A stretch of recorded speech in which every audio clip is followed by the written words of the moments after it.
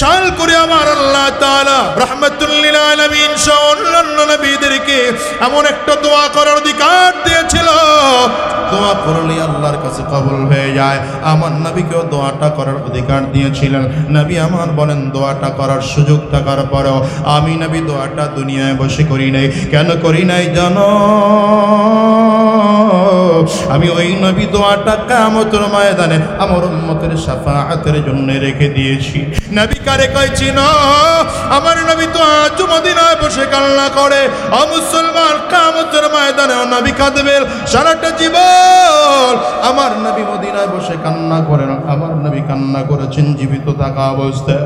নবী আজকে জমিনে নাই, ওই রওজায় বসেও আমার নবী কান্না করেন। ভুলবো না, ভোলা যায় নাকি বীর শহীদানের স্মৃতি, ভুলবো না, ভোলা যায় নাকি বীর শহীদানের স্মৃতি।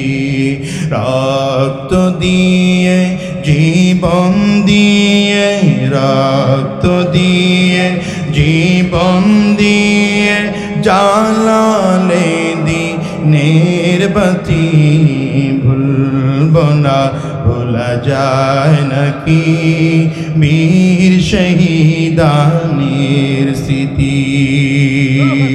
ওই মদিনার ইসলাম বাংলাদেশে এমনি এমনি আসে নাই রে মুসলমান। মদিনার ইসলাম বড় কষ্টের কারণে ইসলাম এখানে আসছে, ঠিক কিনা বলে? মদিনায় আমার নবীর ইসলাম আজকে বাংলাদেশে বসে কামরাঙ্গীর চরের মতো এলাকায় বৈশা নিরাপত্তার সাথে কত চমৎকার করে দিনের বয়ান শোনো। মুসলমানের একমাত্র কারণ আছে, আমার নবীর দান্দান মুবারক শহীদ হওয়া, এটা বড় কারণ। আমার নবীর রক্তের বিনিময়ে ইসলাম এদেশে এসেছে। আমার নবীর মাথার লোহার টুপি ভেঙে লোহার টুকরা আমার নবীর মাথার কুলির মধ্যে ঢুকে যাওয়ার বিনিময়ে ইসলাম এদেশে এসেছে। আরে মুসলমান, সাহাবায়ে কেরামদের শাহাদাতের বিনিময়ে ইসলাম এদেশে এসেছে। চিল্লায় আওয়াজ করে জোরে বলো ঠিক কিনা, ঠিক কিনা বলো। রক্ত দিয়ে জীবন দিয়ে, রক্ত দিয়ে জীবন দিয়ে জ্বালালে দিনের বাতি, ভুলবো না, ভোলা যায় নাকি আল্লাহর দিন আল্লাহর জমিনে করেছ বিজয় তোমরা। ইনসাফের ধ্রুব পতাকা তুলে ধরেছ তোমরা। আল্লাহর দিন আল্লাহর জমিনে করেছ বিজয় তোমরা। ইনসাফের ধ্রুব পতাকা তুলে ধরেছ তোমরা। আল কোরআনের আহ্বানে নির্যাতিতদের পাশে দাঁড়ালে, আল কোরআনের আহ্বানে নির্যাতিতদের পাশে দাঁড়ালে, আরশে আজিমের প্রতিবেশী হল পেলে জান্নাতে বাড়ি। ভুলবো না, ভোলা যায় নাকি, বলেন না, ভুলবো না, ভোলা যায় নাকি বীর শহীদানের স্মৃতি। ভুলবো না, ভোলা যায় নাকি বীর শহীদানের স্মৃতি, ঠিক কিনা বলেন না। আমার নবীও দোয়ার ফসল। আমার নবী আমাদের জাতীয় পিতা ইব্রাহিম আলাইহিস সালাতু ওয়াস সালামের দোয়ার ফসল। পয়গম্বরের সাহাবী হযরত ওমর নবীর দোয়ার ফসল। ইমাম বুখারীর চোখ উঠে যাওয়া, আবার চোখ ফিরে আসা, এটাও আমার নবী ইমাম বুখারীর মায়ের দোয়ার ফসল। এই দুনিয়ার মুসলমান, নবীর সাহাবায়ে কেরাম দোয়ার বিনিময়ে নদী পার হয়ে যায়। নবীর সাহাবীদের দোয়ার ফসল, ঠিক কিনা জোরে বলো। আরে ভাই, সমস্ত নবীরা দোয়া করেছেন, আমার নবীকেও আল্লাহ তাআলা দোয়া করার অধিকার দিয়েছিলেন। মুসলিম শরীফের হাদিসের মধ্যে এসেছে, রাসূলুল্লাহ সাল্লাল্লাহু আলাইহি ওয়াসাল্লাম বলেন, লিকুল্লি নবিয়্যিন দাওয়াতুম মুস্তাজাবা ফাতাআজ্জালা কুল্লু নবিয়্যিন দাওয়াতাহু ওয়া ইন্নী ইখতাবাতু দাওয়াতি শাফাআতান লিউম্মতি ইয়াউমাল কিয়ামা রাহমাতুল লিল আলামিন। বলেন, দুনিয়ার মানুষ সমস্ত নবীদেরকে জান্নাত, সমস্ত নবীদেরকে দুনিয়ার মধ্যে দোয়া করার অধিকার দেওয়া হয়েছিল, আমি নবীকেও দোয়া করার অধিকার দেওয়া হয়েছিল। আমি নবী, সমস্ত নবীরা দোয়াটা দুনিয়ায় বসে করেছে, আমি নবী দোয়াটা দুনিয়ায় বসে করি নাই, দোয়াটা দুনিয়ায় বসে করি নাই। মুসলমান ভালো করে জানবেন, এমনিই তো সমস্ত নবীদের দোয়া আল্লাহর কাছে কবুল হয়ে যায়। সব নবীদের দোয়া আল্লাহর কাছে কবুল, কিন্তু তারপরে স্পেশাল করে আমার আল্লাহ তাআলা রাহমাতুল লিল আলামিন সহ অন্যান্য নবীদেরকে এমন একটা দোয়া করার অধিকার দিয়েছিল, দোয়া করলে আল্লাহর কাছে কবুল হয়ে যায়।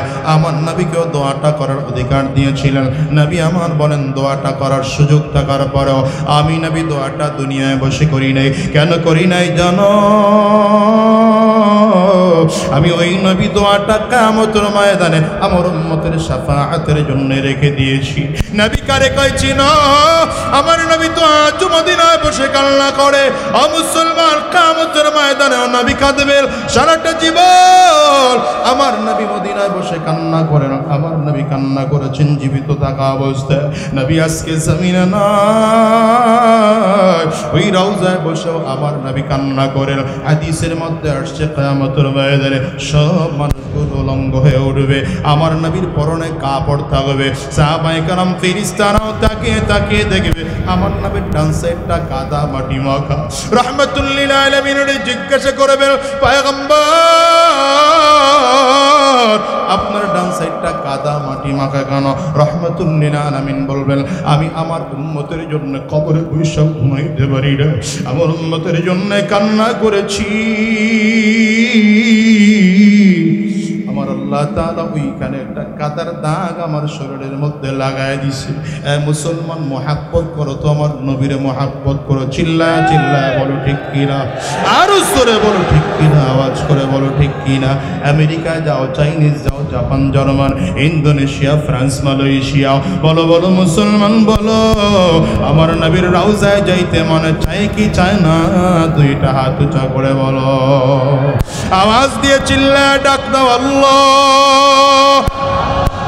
আর জোরে আল্লাহ, জবান খুলে ডাক দাও আল্লাহ।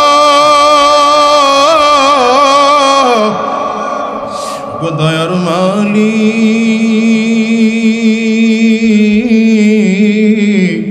যতগুলো গোলাম আমরা দুইটা হাত ভিক্ষুকের মতো বাড়াইলাম, জীবনে একটা বার হলেও নবীর রওজা না দেখাইয়া, কাবা তওয়াফ না করাইয়া জমিন থেকে নিও না।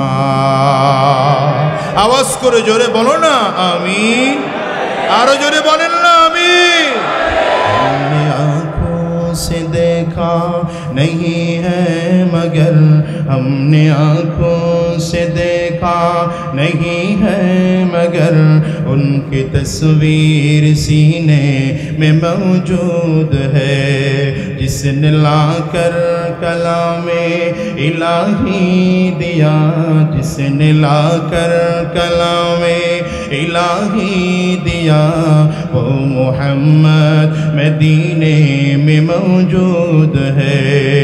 कष्ट फूल खिलते हैं पेड़ पर के सल्ली अला, फूल खिलते हैं पेड़ पर के सल्ली अला, झूम कर कह रही है ये बादे सबा, ऐसे खुशबू चमन की गुलों में कहाँ, ऐसे खुशबू चमन की गुलों में कहाँ, जो नबी की पसीने में मौजूद है।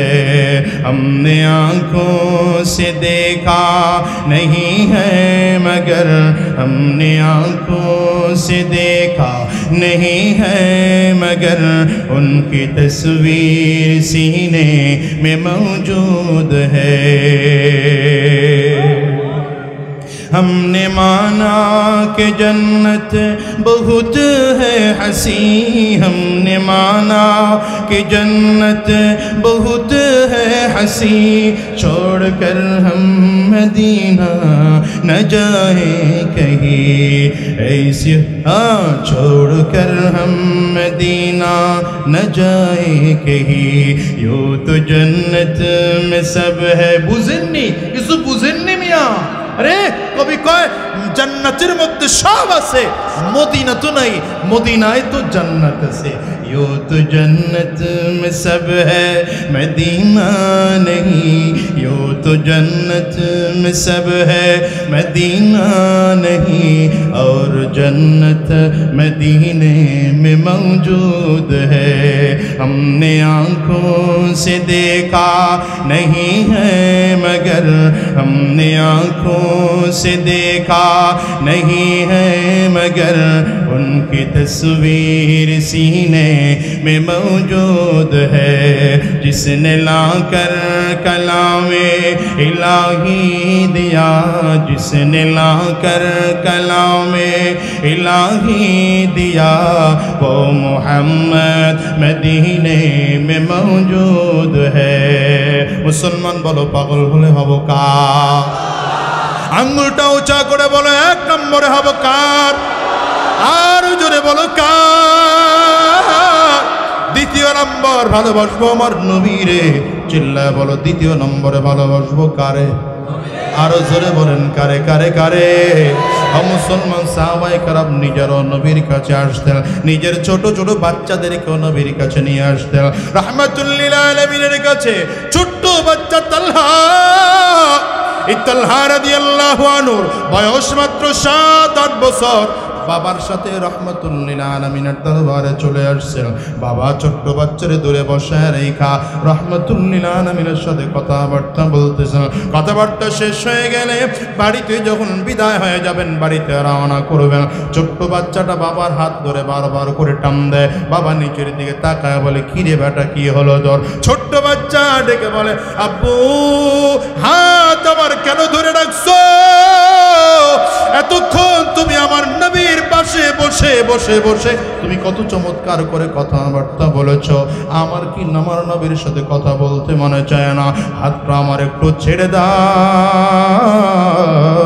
আমি আমার নবীর কাছে গিয়ে একটু কথা বলবো। বাবা এই ছোট্ট বাচ্চারা আবেগী কথা শুনে হাত ছেড়ে দিয়েছে। হাত ছেড়ে দিলে ছোট্ট বাচ্চা একটা দৌড় দিয়া রাহমাতুল লিল আলামিনের সামনে দাঁড়ায় বলেন, পয়গম্বর আমার আব্বু একা কিন্তু আপনারে ভালোবাসে না, আমিও কিন্তু আপনারে ভালোবাসি।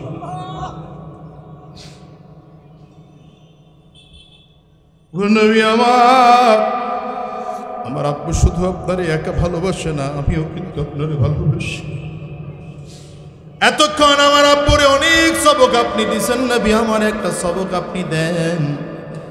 আমি যদি আজকের জীবনের শেষ দেখাও হয়, যদি আমি জমিন থেকে বিদায় হয়ে যাই, মালিকের কাছে বলতে তো পারবো আল্লাহ নবীর একটা আদেশ পালন করে জমিন থেকে বিদায় হইছে। বাচ্চাটা আমার নবীর সামনে কথা বলতেছে।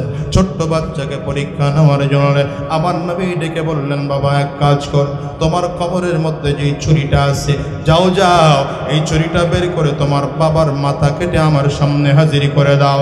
এই ছোট্ট বাচ্চা বাবার মাথা কেটে আনার জন্য তার বাড়িটা কোমর থেকে টান দিয়ে বের করলেন। রাহমাতুল লিল আলামিনের আদেশ পালন করার জন্য বাবার দিকে দৌড়। রাহমাতুল লিল আলামিন ডাক দেয়, রে তালহা সাবধান যাইবা না, বাবার মাথা কেটে আনার জন্য যাইবা না। আমি নবী তো এই জন্য জমিনের মধ্যে আসি নাই আমার আদেশ পাইয়া কোনো সন্তান বাবার মাথায় ছুরি ধরবে, বাবার গলায় ছুরি ধরবে এই জন্য আমি নবী জমিনের মধ্যে আসি না, বরঞ্চ আমি নবী এই জন্য জমিনের মধ্যে এসেছি আমার আদেশ পাইয়া সন্তান বাবার পা ধরে মাফ চাবে, সন্তান বাবার আদর করবে, যত্ন করবে। আমি নবী তো এই জন্য জমিনের মধ্যে আসছি। ছোট্ট বাচ্চা নবীজির দিকে তাকায় বলেন, পয়গম্বর আল্লাহর কসম, আমি যদি আপনি আমার নিষেধ না করতেন আমি আমার বাবার মাথা কেটে আপনার সামনে হাজিরি করে দিতাম। মালিকের কুদরত বুঝা বড় দায়। এই ছোট্ট বাচ্চার সাথে আমার নবী জীবনের শেষ দেখাই ছিল এই দেখা। রাতের বেলায় তালহা বাড়িতে চলে গেলেন। বাড়িতে যাওয়ার পরে প্রচন্ড জ্বরের কারণে তালহা জমিন থেকে বিদায় নিয়ে আল্লাহর জান্নাতে চলে গেলেন। 2-3 দিন পর হযরত বারা রাদিয়াল্লাহু আনহু তালহার বাবা আমার নবীর কাছে আসছেন। নবী আমার ডাক দেয়, এই বাড়া, আমার ওই ছোট্ট আশিক তালহাটা কই? তুমি না আসলে ওরে হাতে ধরে ধরে নিয়ে আসতা, আজকে কেন ওরে সাথে করে নিয়ে আসলা না? তালহার বাবা চোখের পানিগুলো ফেলে ফেলে কান্না করেন, পয়গম্বর কেমনে নিয়ে আসবো, কেমনে নিয়ে আসবো? হুজুর আমার এই বাচ্চাটা তো জমিনে না, আমার এই বাচ্চা জমিন থেকে বিদায় হইয়া আল্লাহর জান্নাতে চলে গেছে। নবী আমার ডেকে কয়, এই বাড়া, তুমি যদি আমারে বলতা আমি তো তোমার সন্তানটার জানাজা পড়ানোর জন্য যাইতে পারতাম, কেন আমারে তুমি বললা না? হযরত বারা রাদিয়াল্লাহু আনহু কান্না করেন আর বলেন, পয়গম্বর বলতে চাইছিলাম কিন্তু আপনার ছোট্ট আশিক মৃত্যুর আগে আপনারা জানাইতে নিষেধ করছে।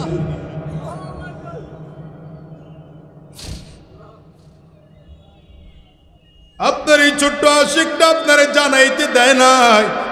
বলে কেন? আপনার এখান থেকে যাওয়ার পরে আমার বাচ্চাটার দিকে তাকায় দেখি প্রচন্ড জ্বর। আমি বাচ্চাটারে উঠে কোলের মধ্যে মাথাটা নিলাম, বাচ্চাটা থর থর থর থর করে কাঁপতেছে। আমি বাচ্চার মাথার মধ্যে হাত বুলাই, বাচ্চাটা আমার দিকে তাকায় কান্না করে আর বলে, আব্বু আমি মনে হয় আর জমিনের মধ্যে বাঁচবো না, জমিন থেকে বুঝি বিদায় হয়ে যাবে। তবে আব্বু তোমার কাছে আমি বলি, আমি যদি আজকে রাতটা বেঁচে থাকি, আগামীকালকে সকালবেলায় যদি আমি মারা যাই, আমার নবীর তুমি খবরও দিবা।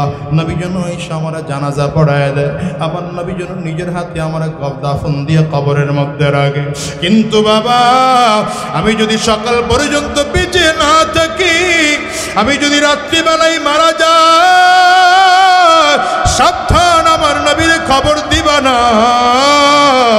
আমার নবীর রাতের বেলায় খবর দিব না। কেন রে বাবা খবর দিব না? বলে, আপু তুমি জানো মদিনার গলির মধ্যে আমার নবীর দুশ্মনের অভাব নয়, আমার নবীর শত্রুর অভাব নয়। তুমি যদি আমার নবীর রাতের বেলায় আমার মৃত্যুর সংবাদটা পৌঁছাও, আমার নবী আমার দেখার জন্য একা একাই মদিনার গলির মধ্যে আসতে থাকবে। আমার নবীর একা পাইয়া মদিনার কোনো দুশ্মন, মদিনার কোনো কাফির, মদিনার কোনো শত্রু আমার নবীর জমিন থেকে বিদায় করে দেওয়ার মতো চক্রান্ত ষড়যন্ত্র করতে পারে, আমার নবীর আঘাত করতে পারে। আব্বু আমার নবী যদি আমার দেখতে আসার সময় আঘাত প্রাপ্ত হয়ে যান, আমি সহ্য করতে পারবো না, নিজেরা মাফ করতে পারবো না।